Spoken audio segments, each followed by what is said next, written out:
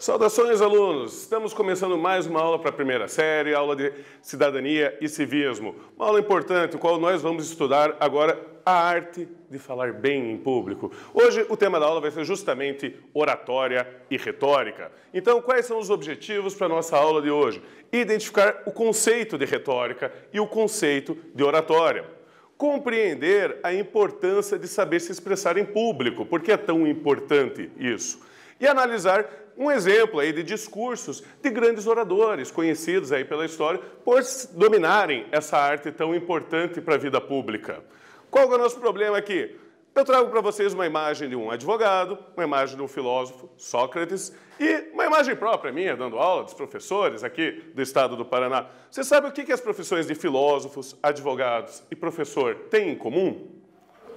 O que elas compartilham em comum? Elas compartilham justamente que são atividades que exigem a fala, a eloquência, o você saber se comunicar, explicar, para conseguir fazer um bom exercício da sua profissão. Então, todas essas profissões e muitas outras, como vendedores, políticos, escritores, dependem, para o seu sucesso, da capacidade de seus profissionais saberem se expressar com eloquência e desenvoltura.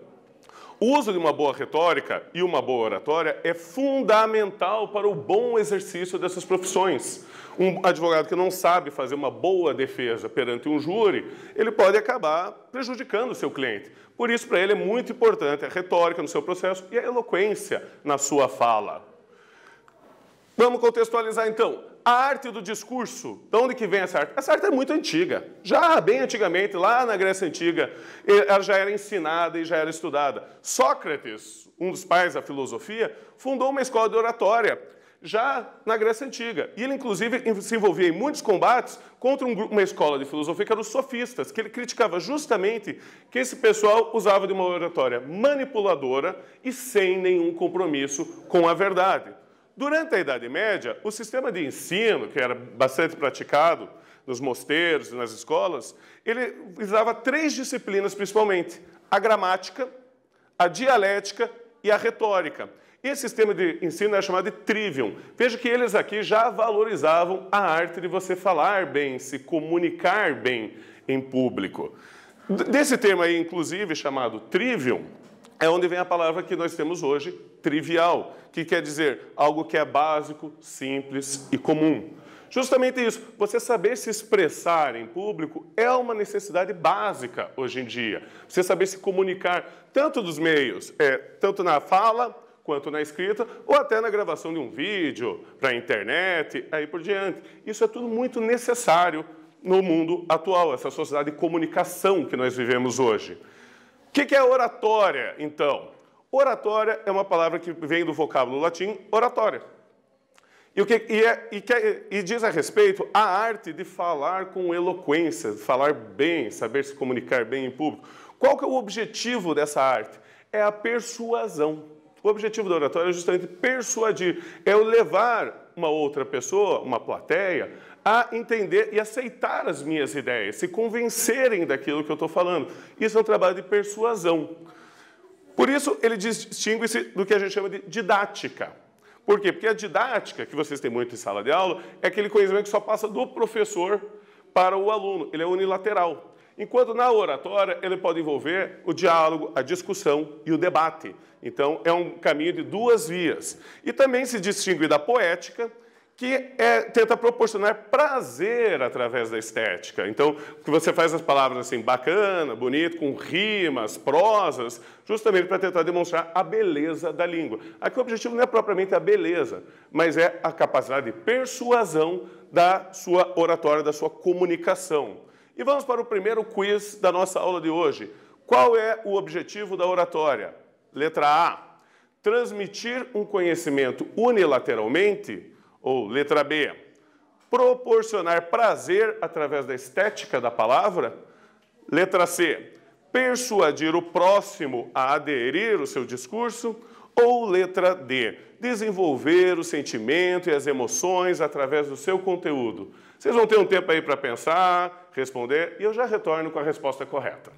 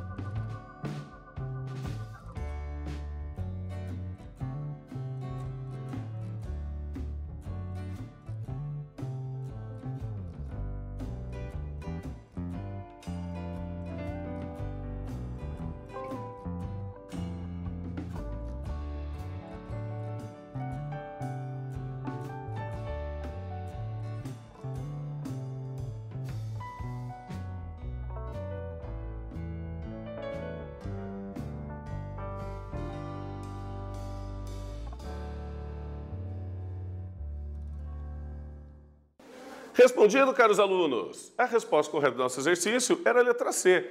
Persuadir o próximo a aderir ao seu discurso. É o que a gente fala, fazer o outro comprar as suas ideias, trazer as ideias para ele, levar as suas ideias para casa. Esse é o objetivo. A persuasão é a arte de você convencer. E qual que é a diferença entre a oratória e a retórica? A diferença é que a oratória faz parte da retórica. Ela está dentro disso aí. A retórica, ela geralmente ela faz parte da análise do discurso, só que no caso da retórica, ela também pode ser no âmbito da comunicação escrita. Então, você faz todo um texto bacana para produzir um livro, como, por exemplo, eu trago para vocês o Leviatã, de Thomas Hobbes. Então, isso aí é um exercício escrito. Já a oratória, ela precisa obrigatoriamente de plateia. Você precisa ter um público, porque é a arte de você falar para ser ouvido e não para ser lido. Uma pessoa que trabalha com retórica, ele não precisa do público, enquanto uma pessoa que trabalha com a oratória precisa necessariamente de um público, de uma plateia. E vamos então para o nosso próximo quiz. Qual a diferença entre a retórica e a oratória? Letra A. A oratória e a retórica são duas matérias não relacionadas e distintas em sua área de saber. Letra B. A oratória e a retórica são sinônimos, pois ambos tratam da comunicação humana. Ou letra C. A oratória e a retórica são complementares, pois embora a oratória trate apenas da fala em público, a retórica trata tanto da fala quanto da escrita. Vocês vão ter aí um tempinho para pensar e a gente já retorna.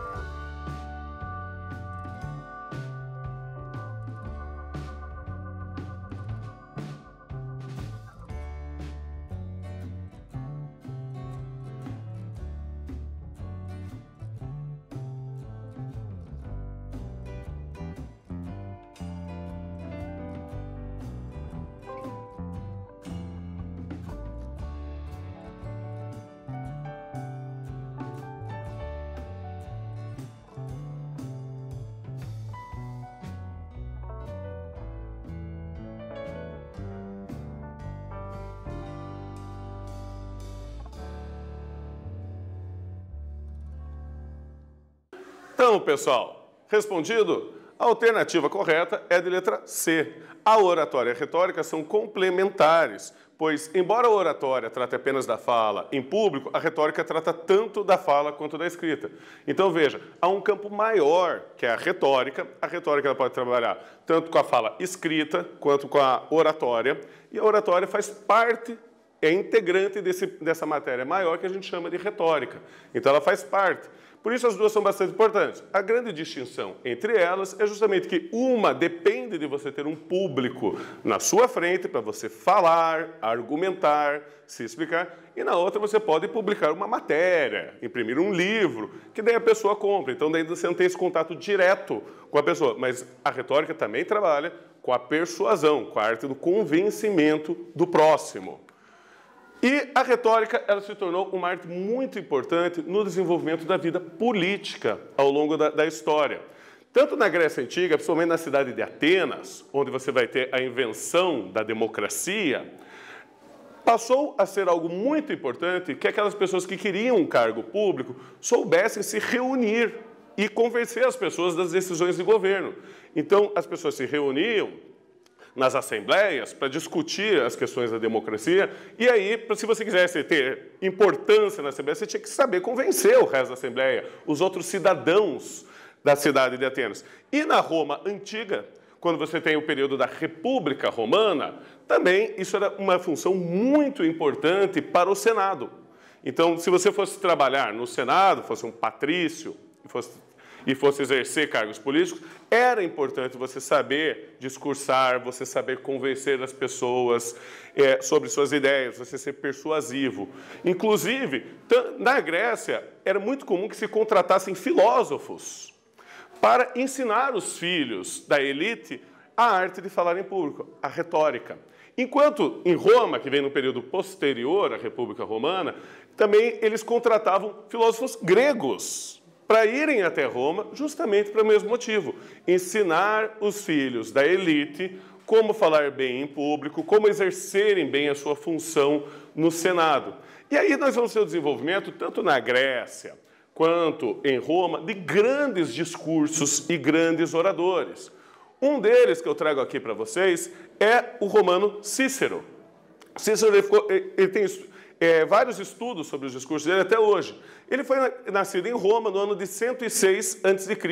e faleceu em 43 a.C. Foi advogado, foi político, foi escritor, foi orador e foi filósofo durante todo o período da República Romana. Foi o senador romano que denunciou a segunda conspiração de Catilina. Catilina era um senador que estava tentando dar um golpe para assumir o poder. Quem faz a denúncia é ele, no ano de 63 a.C. E esse discurso dele ficou famoso até hoje. E o seu estudo é feito até hoje por vários filósofos, linguistas. E eu trago para vocês as Catilinárias, esse grande discurso de Cícero, combatendo justamente a tirania em Roma. E vamos ler aqui para você. Até quando, Catilina, abusarás da nossa paciência? Por quanto tempo a tua loucura há de zombar de nós? A que extremo se há de precipitar a tua desenfreada audácia? Nem a guarda do Palatino, nem a ronda noturna da cidade, nem o temor do povo, nem a afluência de todos os homens de bem, nem esse local tão bem protegido para a reunião do Senado, nem a expressão do voto dessas pessoas, nada disso conseguiu perturbar-te? Não te das conta que os teus planos foram descobertos? Não vês que a tua conspiração atende a dominada todos estes que a conhecem? Quem dentre nós, pensas tu, que ignora o que fizeste na noite passada e na precedente? Onde estiveste? Com quem te encontraste? Que decisão tomaste? Ó tempos, ó costumes. Esse é exatamente o discurso de acusação que o Cícero fez no Senado, justamente para denunciar esse senador que planejava dar um golpe e assumir poderes pessoais, tirânicos para si mesmo. Se tornou muito famoso. Ele consegue, através desse discurso no Senado, acabar com o golpe de Catilina.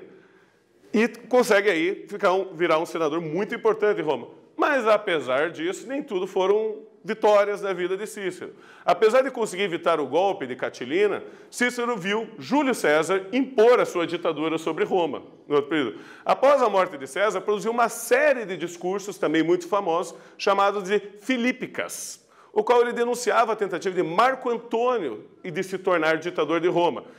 Por sua vez, Marco Antônio se aliou com Otávio, e os dois mataram Cícero, que foi executado. Ele foi preso, executado, e depois você vai ter a guerra civil entre Marco Antônio e Otávio Augusto funda o Império Romano. acabando com a República Romana. Então, o Cícero aqui, ele é um grande exemplo de como a retórica ela serve para a defesa dos princípios republicanos e democráticos. Então, vamos agora para a nossa última atividade da aula de hoje. Eu trouxe 2 textos para você, um exercício de Enem. No primeiro texto, está escrito o seguinte: 2 coisas enchem o ânimo de admiração e veneração, sempre crescentes: o céu estrelado sobre mim e a lei moral em mim. E o outro texto, do Fontella: 2 coisas admiro, a dura lei cobrindo-me e o estrelado céu dentro de mim. Tendo lido esses textos, eu pergunto para vocês, a releitura realizada pelo poeta inverte as seguintes ideias centrais do pensamento kantiano. O primeiro texto que eu li para vocês era de Kant, o segundo era do poeta. Letra A possibilidade da liberdade e obrigação da ação. Letra B, a prioridade do juízo e importância da natureza. Letra C, a necessidade da boa vontade e crítica da metafísica. Letra D, a prescindibilidade do empírico e autoridade da razão. E a letra E, a interioridade da norma e a fenomenalidade do mundo. Questãozinha um pouco complicada, vocês vão ter um tempinho para pensar, analisar bem, e a gente já retorna com a resposta.